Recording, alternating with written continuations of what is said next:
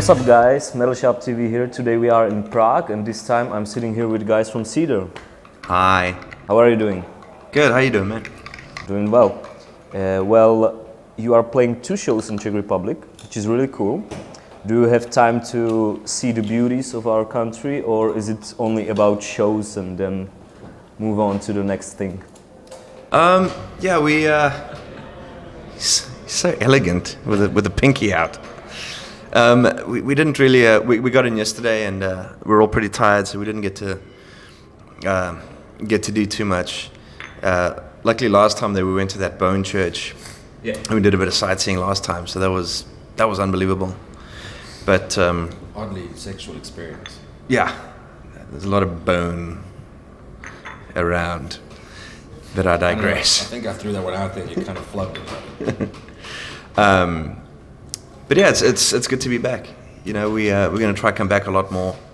You know, try build a fan base up here and everything. So being able to play 2 shows now is cool. Hopefully we can come back next year. We don't know yet.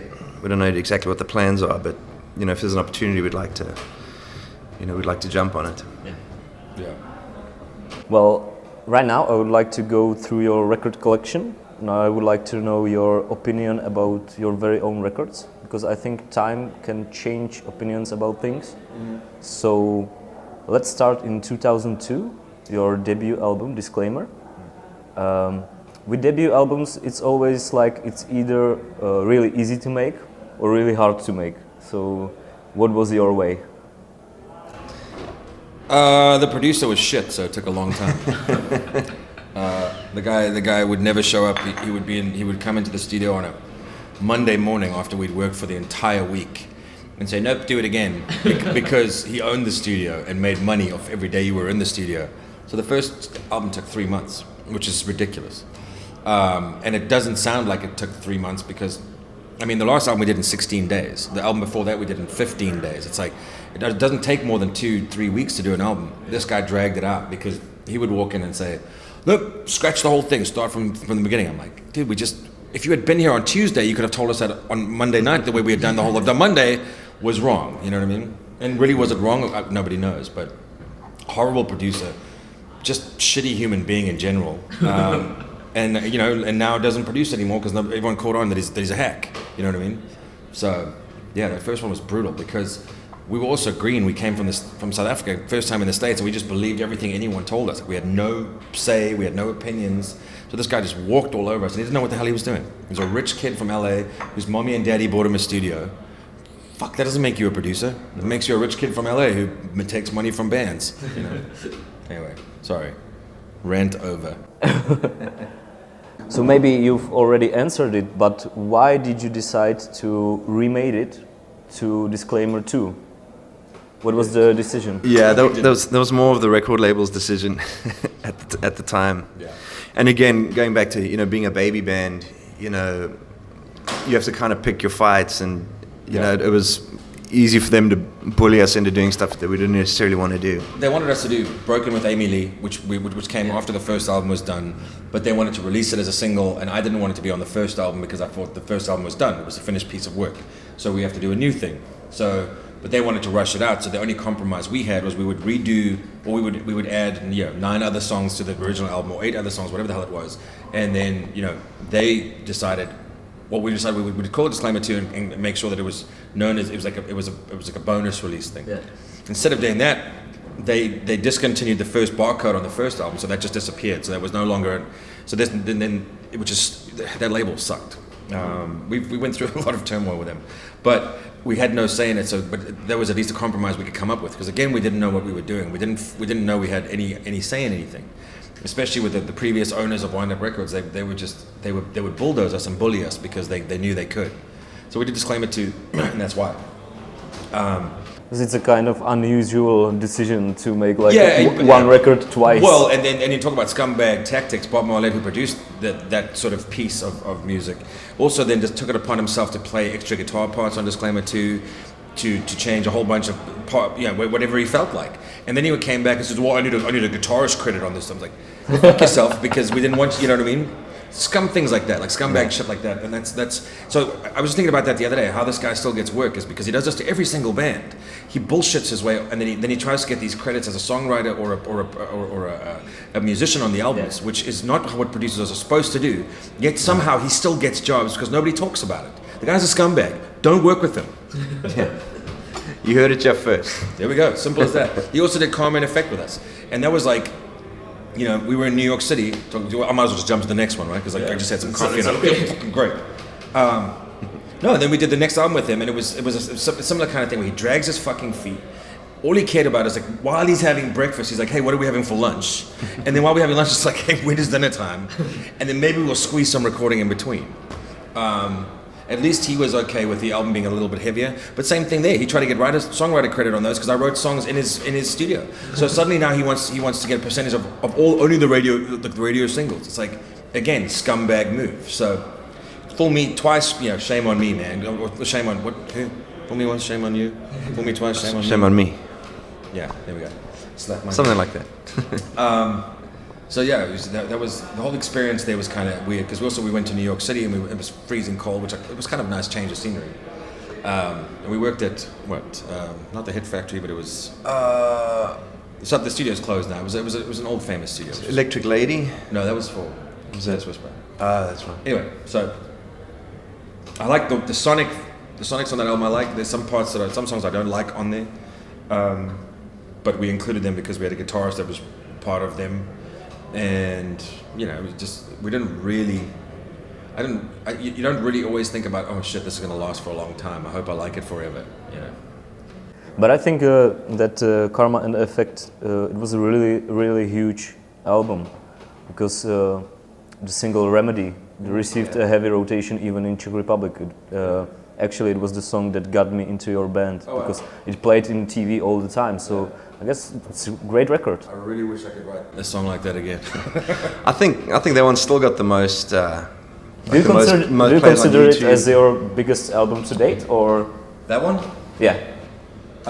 It's up there. No, I think in fact our last one was bigger. Yeah. But it would be, I would say this. That was a lot of people's favorite up until this one, if that makes any sense. Because that was sort of when we were still allowed to be sort of a rock band and be pissed off and stuff, you know. Because then we did the next album was Finding Beauty, which was right around the time my brother died, which was kind of shitty. Wasn't it? It was that. Yeah. And that was with Howard Benson, producer. Also. It's like this big time rock producer, right? Well, he would put up a notice every day telling everyone how great he is and how many albums how many albums he sold that week. No shit. Had a nice habit of walking in and like grabbing a knife out of the cheese plate and then scratching his fucking back with it and then putting it back in the communal cheese plate. Okay, so a producer that only shows up when there are vocals being done, I don't think is a producer. Also, a producer kicks you out. Hey, by the way, you guys, we're not doing anything this weekend because I'm going to Hawaii. Go fuck yourself. Or he would kick us out at 4 p.m. so he could work on another band after us. I'm sorry, these guys get paid a lot of money, and to not give us their undivided attention, that's not some sort of like spoiled kid bullshit. This is a lot of money coming into this. Fucking pay us attention. Stop being so busy doing Hawaiian vacations, scratching your back with a knife, picking your fucking toes, your fingers, and then touching stuff. And show up for all of the recording process. He was never around for any of the guitar stuff. He came in for the drums and the vocals, and that was about it. The rest of the time, he didn't give two shits about. That's not producing. That's just taking credit for what everyone else is doing. And I guess this is a problem with these huge producers. It's like with Rick Rubin. He's there once in a month, and he's got people that take care of it, and you pay him because his name is on the booklet. Now I don't know much about him, but I do know that he doesn't. Unless you're like Metallica, you may not ever even see him. But I know that he puts engineers with bands, and that's kind of his strength. Fine, good for him. Good business. Not anyone that's ever affected my life anyway, negatively or positively, so I have no opinion about that. But guys that do that kind of shit show up, it just pisses me off. I mean, that album, I think there's some great stuff on there, but it was also just through lack of like interest from a producer. Maybe we could have used more guidance. Maybe we needed less. I don't know. Anyway, the next one was? I've got one more question about Finding Beauty. That album contains song Rise Above This. Yeah. Do you consider this song to be not best because it's hard to rate it, but maybe the most important song you've ever done as a band? No, I think it was important to me emotionally, but and it certainly now is. It inspired just because of its name, and inspired the festival to help awareness for suicide. And I think in that sense, maybe it's become sort of a theme song to it.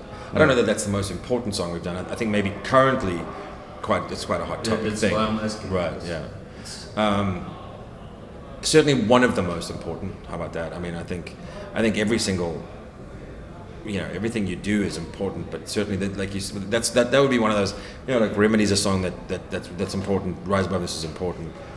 And there's other songs, obviously, as we go through them that are key milestones in the career. So yeah, it's important. Okay, so let's go further. Next album is Holding On To Strings Better Left to Fray. That was the first album with Brendan O'Brien. And there was 4 years gap between those two albums. So what did took so long? Lots and lots of touring. Yeah, we toured for a long time on that. I think we toured for 2.5 years. So it wasn't like you were working 4 years on an album? No. Normally we never take off more than a year between finishing a tour, writing and recording an album. But that was the one, that album was interesting because we didn't just go in and do an album. We went in and we did 4 songs because Brendan was busy as well. So we would all come into Nashville and we would have 4 songs to do. We'd knock those out, then we'd leave. And then we'd come back 2-3 months later. So that's why that album took so long to make, because we didn't actually come in and do it all in one block like you normally would. And I forgot about that. But so we did the album in like 4 or 5 different recording sessions, which kind of was an interesting way to do it, because you would sort of go in and set the bar at a certain level, then you go, okay, cool, now we have to write some songs that are better than those. And that, I think, was partly because it was an interesting approach and it made a lot of sense, but also because Brendan's a busy guy, and I think he had a whole bunch of other shit going on. So that was a way to make it all fit together and make it all work. And if I think about it now, that's exactly what happened. So yeah, and then songs like I think it was Tonight. Yeah. Almost didn't make it because I didn't know. I just had a whole bunch of demos I'd forgotten about on my iPod. It was interesting. It was interesting breaking it up because it felt in a way. Part of me hated that process because it's like you want to go in and get it done and then move on and then hit the road. You know what I mean? So to kind of break it up into pieces was a little interesting. Sonically, the album I think could be a little bit heavier sounding. I think Brendan's directive. It's like a bit more melodic than the previous ones. Melody's fine, but you can still have heavy guitars underneath them. And I think the directive from the label was, we need this band to start sounding more conducive to an alternative radio sound, because alternative's kind of, if you get slightly too heavy, alternative radio runs away from you, right? It's funny because Nirvana and all those bands were big in alternative radio 20 years ago. Now if you have distorted guitar, like, can you guys not have those? But it's interesting because previously you've had like so many #1 singles, so why? On rock radio, mainstream radio, but not alternative radio. And also, you got to remember, alternative radio flipped formats. There was a rock radio station down in Dallas, Texas, for example, that was a huge fan of our bands and all rock bands. One day they decided to switch to alternative, and now it's nobody. Now it's Lord, 21 Pilots, whatever. There's no rock bands on. None of the Dallas bands are on there anymore. No Godsmack, no Pantera, no Us, no anybody. That's what they used to play all the time. So that's all because of format and knowing that alternative makes more money, I guess. So then that's obviously why labels want you to sound more like that, which is why Brendan O'Brien came in, try to make it a little bit more alternative sounding, which is fine. I just listen to those albums now and I think, man, we should have just done it heavy and been who we were. But I understand where he was heading with it, and I understand that there was a mission, and at the time, I don't think any of us really would have had a problem with it, because I mean, shit, why not try and be a rock band that has alternative leanings, But I mean, there definitely are albums like that I'd like to go back and remix and make it heavier. Same as the next one he did, which was what? Isolate and Medicate was the next one. Yeah. It was the first record after your spell with the previous label, I think. It was the songs were written and done, and then the label sold us. And I think you've got a strong opinions about your previous label, but you've been with them for 5 albums. So why did you stay with them for so long? Because we had We had a contract. So there was a contract Once for you- 5 albums, right? 7. Seven. But Oh. they started running out of money because they were such a shitty label that they sold us Evanescence, Finger 11, and Creed's catalog to Concord without telling anyone. Yeah. Next thing is we didn't even get told by our management at the time, which is why we're not managed by them either anymore. We got told by I got a phone call from a fan of ours and an old friend of mine. She's like, "Hey, what is this?" I'm like, "Oh." So I called everyone like, it just says in this article online that we just got sold. What does that mean? And they're like, "Oh, we meant to tell you." I was like, "Okay." Sold us to Bicycle Music Group, which was at the time wasn't Concord, which didn't have a rock section, was just a catalog company. So you had Ella Fitzgerald, Ray Charles. Where the fuck do we fit? So I started having a mental breakdown. Then they started the Concord part and brought in a whole bunch of great rock people. And it's one of the best labels we've ever. It's the best label I've ever been on, of the 3 I've been on. And people are awesome, and it's a real symbiotic, and it's a respectful relationship from both sides, you know. So they came in after the album was recorded, or after it was finished, and then we recorded it for them as the first album. Yeah, but it was all part of the previous regime, if you will.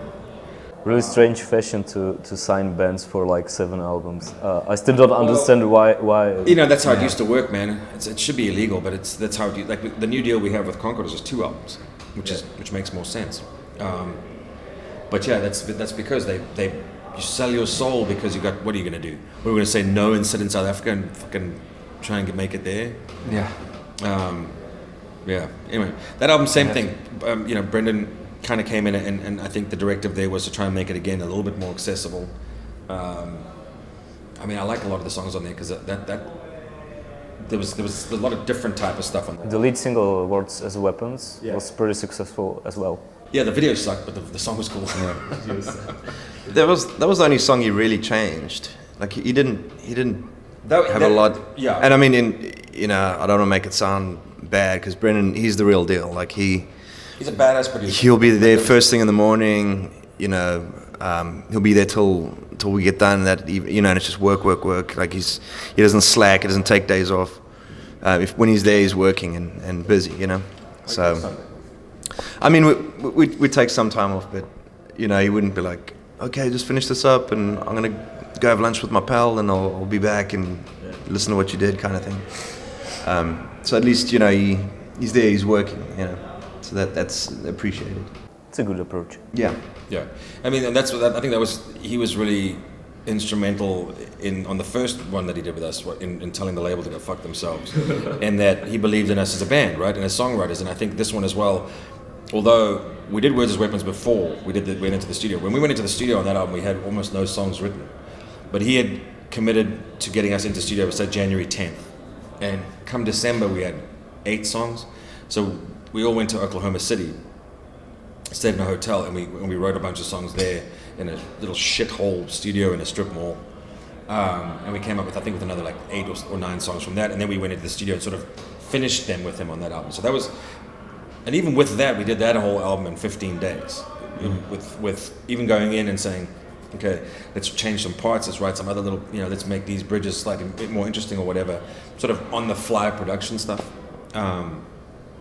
which was also an interesting process because it was quite intense, and working with Brendan was great on that. So, but again, I think sonically I would have liked the album to be heavier. If I go back, there's some stuff on there that should be super, super slamming and hard and hitting, and it's just like, I'm like, fuck. So that's why I come to this one. I just wanted it to be a heavy album. I wanted it to sound like we sound. I wanted it to be one that you put on and it makes you want to fucking break something, or it makes you want to go out and have a party. Whatever the response needs to be, that's what happens.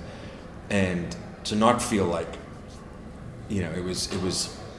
And when I'm listening to you, I think it's very natural that you've decided after so much troubles to self-produce this album, because you can do it like the you understand this band? I learned a lot from a lot of those guys, from all those guys. I learned from the bad ones, I learned from the good ones, and I know what we did. Like I know that Brendan did a lot of percussion stuff on our albums, a lot of like tambourine things here and there, and he did a lot of interesting stuff. But I always thought it was too much. I didn't think that we needed that, and you don't hear that stuff on the other albums he does. I don't hear it on Pearl Jam. Maybe every once in a while. I don't hear it on AC/DC. You know, and I think with us, he just sort of. With us, you know, we also just gave him the reins and said, "Man, you, Brendan O'Brien, do what you want." But I learned from those that there were some parts I was like, I hate that. There's just one thing I'm like, fuck, I wish I wasn't on there. So to prevent that happening, let's just make it as simple as possible. Let's make it guitar, drums, bass, and vocals, right? Like the band is. And John even suggested one was, what about a tambourine? I was like, there's no fucking tambourines in the choruses because you know he was so used to that being the process. You know? So. Yeah, it was just So do you consider this one as your best album to date as a band? I think so. I mean, I think you have to, otherwise you're going backwards, right? No, the first one was great, then we started sucking. Yeah, what's the point of releasing it when you know it sucks? I think so. I think it's the one I'm most proud of sonically. I think every single song on there is great, as far as I'm concerned. I like all of them. There's not one where I go, ooh, we could have left that one off, you know what I mean? So that makes a huge difference. It's sort of, I'm a lot more proud of the entire thing, the artwork, the whole deal. So, you know, which makes a huge difference for me. And the way it sounds is good, the way it's mixed is great. I mean, yeah, all of that was stuff that's what it should have been sounding like since the beginning, man. If we could go back and do that with all of them, which guarantee you, cool. At some point we'll have them remastered and remixed. Yeah. We'll have Matt Hyde go and do that, and just beef those albums up and maybe cut out some of the other shit that shouldn't be there, like the tambourines and the fucking shakers and the pedals, the ping pong pedals being rubbed together and shit. So we are looking forward to it. That was the evolution of Seether. Cool. Seether for Metalshop TV, rock on.